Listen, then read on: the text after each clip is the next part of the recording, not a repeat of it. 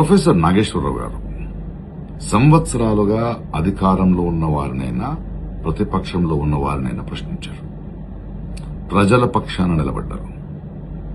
కానీ ఆయన మాట్లాడిన మొత్తం విషయాన్ని పక్కన పెట్టి అందులో ఒక లైన్ మాత్రమే పెట్టుకుని సోషల్ మీడియాలో ట్రోలింగ్, కేసులు, బెదిరింపులు ఏంటిది?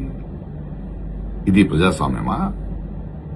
లేక మా నాయకుడిని ప్రశ్నిస్తే నాశనం చేస్తాను అనే రాజకీయ గుండాయిజమా? మీకు నిజంగా ఒక్క మాట తప్పనిపిస్తే దానికి ఆధారాలు అడగండి, రాజకీయంగా కౌంటర్ ఇవ్వండి.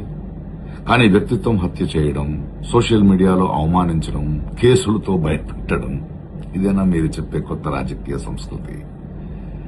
నాగేశ్వరరావు గారు చంద్రబాబు గారిని ప్రశ్నించారు, పవన్ కళ్యాణ్ గారిని ప్రశ్నించారు, కేసీఆర్ గారిని ప్రశ్నించారు, జగన్ గారిని ప్రశ్నించారు, రేవంత్ రెడ్డి గారిని ప్రశ్నించారు, బీజేపీని ప్రశ్నలు అడిగారు. అప్పుడు ఆయన నిజాయితీ మీకు గుర్తుకు రాలేదా? ఇప్పుడు ఒక మాట మీకు నచ్చలేదని ఆయన మీద యుద్ధం ప్రకటించడం ద్వంద్వ వైఖరి కాదా? ప్రశ్నించే గొంతులను కేసులతో మౌనం చేయాలని చూడడం ప్రమాదకరం.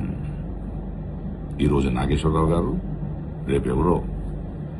ఇంకో విషయం, ప్రస్తుత రాజకీయ పరిస్థితుల్లో ఏ పార్టీ ఎవరితో పొత్తు పెట్టుకున్నారు, ఎవరు పట్టులో ఉన్నారని అందరికీ అన్నీ తెలుసు. So please stop this nonsense and behave yourselves. Nageswara Rao గారు, మీ అండగా మేమున్నాం. Keep up the good work. Professor Nageswara Rao గారు సంవత్సరాలుగా అధికారంలో ఉన్న వారినైనా ప్రతిపక్షంలో ఉన్న వారినైనా ప్రశ్నించారు. ప్రజల పక్షాన నిలబడ్డారు.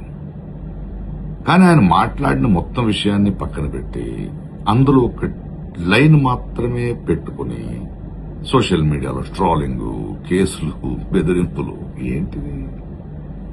ఇది ప్రజాస్వామ్యమా? లేక మా నాయకుడిని ప్రశ్నిస్తే నాశనం చేస్తాను అనే రాజకీయ గుండాయిజమా? మీకు నిజంగా ఒక్క మాట తప్పనిపిస్తే దానికి ఆధారాలు అడగండి, రాజకీయంగా కౌంటర్ ఇవ్వండి. కానీ వ్యక్తిత్వం హత్య చేయడం, సోషల్ మీడియాలో అవమానించడం, కేసులతో భయపెట్టడం ఇదేనా మీరు చెప్పే కొత్త రాజకీయ సంస్కృతి? నాగేశ్వరరావు గారు చంద్రబాబు గారిని ప్రశ్నించారు, పవన్ కళ్యాణ్ గారిని ప్రశ్నించారు, కేసీఆర్ గారిని ప్రశ్నించారు, జగన్ గారిని ప్రశ్నించారు, రేవంత్ రెడ్డి గారిని ప్రశ్నించారు, బీజేపీని ప్రశ్నలు అడిగారు. అప్పుడు ఆయన నిజాయితీ మీకు గుర్తుకు రాలేదా? ఇప్పుడు ఒక మాట మీకు నచ్చలేదని ఆయన మీద యుద్ధం ప్రకటించడం ద్వంద్వ వైఖరి కాదా? ప్రశ్నించే గొంతులను కేసులతో మౌనం చేయాలని చూడడం ప్రమాదకరం. ఈరోజు నాగేశ్వరరావు గారు, రేపెవరో. ఇంకో విషయం, ప్రస్తుత రాజకీయ పరిస్థితుల్లో ఏ పార్టీ ఎవరితో పొత్తు పెట్టుకున్నారు, ఎవరు పట్టులో ఉన్నారని అందరికీ అన్నీ తెలుసు. So please stop this nonsense and behave yourselves. Nageswara Rao గారు, మీ అండగా మేమున్నాం. Keep up the good work.